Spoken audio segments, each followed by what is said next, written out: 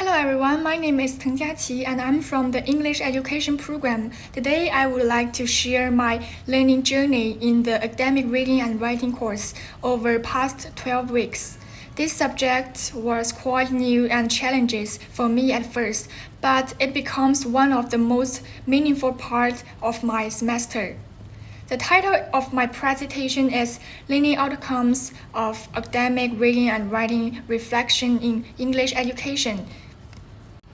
I will take you through what I have learned from understanding academic articles to applying theories in practice and finally to writing full teaching research papers. This course really helped me to improve not only my academic reading and writing skills, but also my critical review and confidence in academic reading and writing. At the beginning of the course, I faced many challenges. As an English education manager, I knew that reading academic tests and writing teaching research papers were important.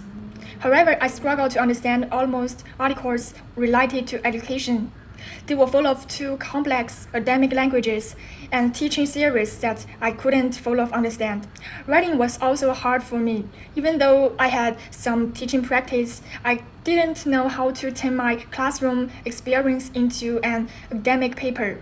My writing was messy, and I wasn't confident in using theories or organized ideas clearly. So I set two main goals. First, to improve my ability to read academic articles in English education. Second, to learn how to write well-structured and clear short research papers that connected to theories with teaching practice. As first 2 weeks, we focus on learning how to read academic articles related to English education. These articles often talk about students learn English, how teachers teach, or what methods work best in classroom. At first, I read very slowly. There were many difficult words and professional terms like second language questions or cognitive approach. I sometimes had to read the same paragraph again and again. I felt discouraged. But then I learned a strategy that helped me a lot. I started highlighting keywords and focus on the main topic of the article first. I would ask myself, what is this article really about? What is the main idea? After that, I worked through the details step by step. These methods made me reading much easier and helped me feel more confident. Now, I didn't feel afraid to academic articles anymore. In week 3 and week 4, we moved from reading and writing. We began learning how to write short research papers about English teaching. I choose topics based on real classroom problems I haven't seen, like how to help students improving their English writing or how to get students more involved in class. Having some teaching experience gave me real examples to write about, which was a big advantage. I learned to follow a clear structure. First, identify the problems, then find a series that explain it. Finally, suggest a teaching methods or active to solve it. This structure made me writing more local and easier to follow. Before this course, I often jumped from ideas to ideas in my writing. Now I know how to stay focused and connect theories with practice. This was my first step forward becoming a better writer. In weeks 5 and week 6, we learned how to evaluate academic research in English education. At first, I thought academic articles written by experts must always be correct, so I never questioned their methods or conclusions. But then I learned that even good research can have weakness. For example, one study used only one group of students from the same school. I realized that the resource might not apply to students in other schools. We also compared studies with different approach and checked whether their resource were consistent.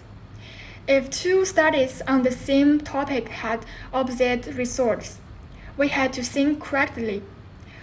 Why are they different? Was the sample size too small? Were the methods strong enough? So this practice helped me become more confident in writing research. In week 7 and week 8, we explored how to apply educational theories in real classroom solutions. This was very helpful because it showed me how theories and practice can work together. For example, I learned about interactive learning, which suggests that students learn better through group activities and discussions. Based on these ideas, I designed a classroom activity where students work in small groups to complete English tasks, such as role plays or group writing. This experience showed me that theories are not just for writing papers. They can help teachers improve their lessons and make learning more effectively. Before this, I thought theories were abstract and hard to use, but now I knew how to connect theories with classroom activities. This will help me in the future when I design the lesson plans and reflect on my teaching.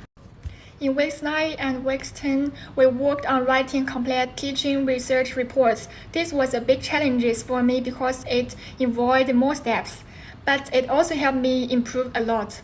For my report, I chose the topic using mind maps to help students improve their English writing. First, I identified the problems. Many students could not organize their ideas well in writing.